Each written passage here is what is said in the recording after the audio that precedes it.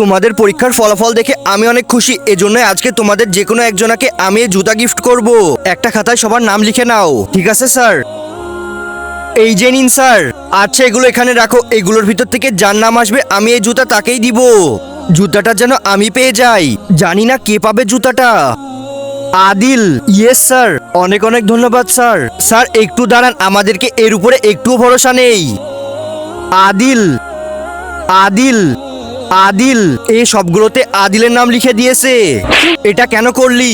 আমার মতো যারা নিজের বাবাকে রিয়েল হিরো মনে করো তারা ভিডিওটিতে লাইক দিয়ে চ্যানেলটি সাবস্ক্রাইব করে কমেন্ট বক্সে তুমি কোন ক্লাসে পড়ো লিখে দাও। স্যার, ক্লাসের সকল বাচ্চারা জুতা পরে আসে কিন্তু আদিল একাই স্যান্ডেল পরে আসে। এজন্য আদিল প্রত্যেকটি স্যারের হাতে প্রত্যেকদিন মার খায়, কারণ এর কাছে এতটুকু টাকা নেই যে একটা জুতা কিনবে।